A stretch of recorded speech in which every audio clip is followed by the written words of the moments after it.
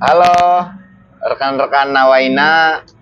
Di sini kita selama bulan suci Ramadan akan mengadakan kulsum, kuliah 1 menit.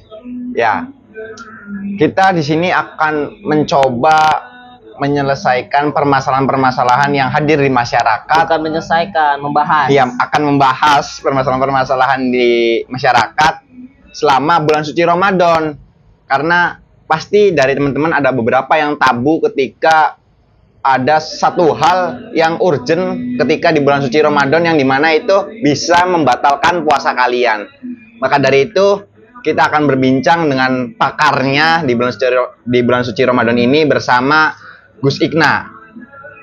Mungkin akan saya pertanyakan dimulai dari satu persatu ya. Nanti per episodenya kita akan lanjut pembahasannya. Ada pertanyaan. Gimana? Apakah ketika kita melaksanakan sahur di jam 12 malam ya, bukan jam 12 siang, jam 12 malam, ya. Ini apakah kita masih mendapatkan kesunahan dari sahur tersebut? Jadi kalau misalkan ada dari kita itu makan di jam 12 bahkan sebelum dari itu dengan meniatkan bahwa itu sebagai ibadah sahur, yang mana sahur itu kan ibadah gitu, menjadi pahala bagi yang melaksanakan gitu, walaupun sifatnya tidak menjadi wajib sahur tersebut, tapi ketika dilaksanakan dia dan meniatkan bahwa ini untuk agar dia bisa melaksanakan ibadah puasa dengan baik, itu akan menjadi nilai ibadah dan pahala.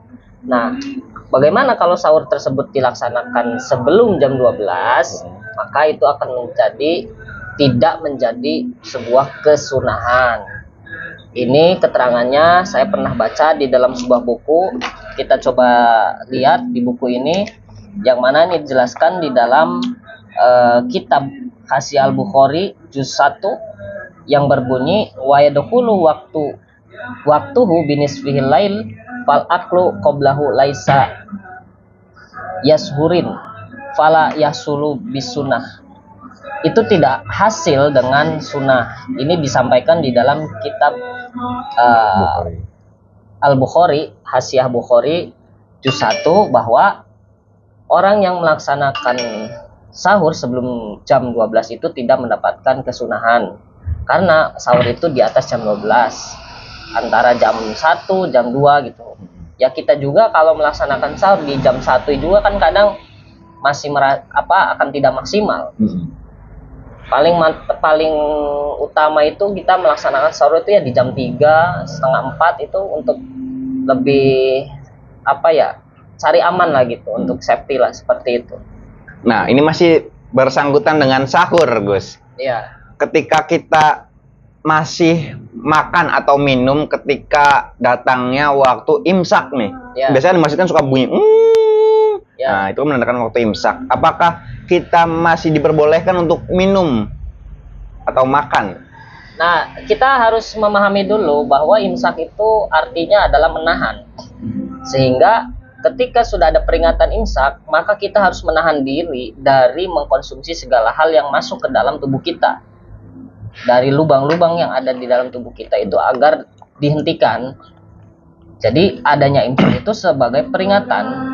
Sehingga ketika memang masih baru berbunyi imsak, terus kita masih makan, masih minum, itu sebenarnya tidak membatalkan puasa tersebut, masih sah. Tapi akan lebih baiknya ketika kita mendengar imsak itu sebagai peringatan agar berhenti mengkonsumsi apapun. Akan menjadi hukum batal atau tidak sah puasanya itu ketika sudah masuk mendengar adanya adzan subuh.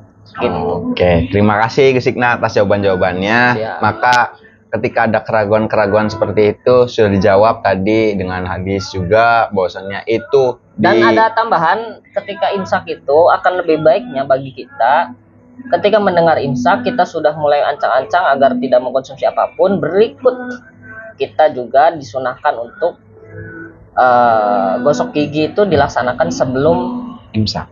Pas imsak. Oh, pas imsak. Ya, ini kebanyakan kan orang itu proses mandi, misalkan dia itu ingin mandi di melaksanakan sholat subuh, itu dia entah itu sampoan, entah itu dia sikat gigi, itu akan menjadi hukum makruh. Karena ketika dia gosok gigi ya pasti kan akan ada pergerakan odol ataupun air itu yang khawatir masuk, sehingga akan lebih baiknya gosok gigi ataupun keramas itu dilakukan di sebelum adanya adzan subuh atau pas imsak tersebut. Oke. Sebagai tambahan.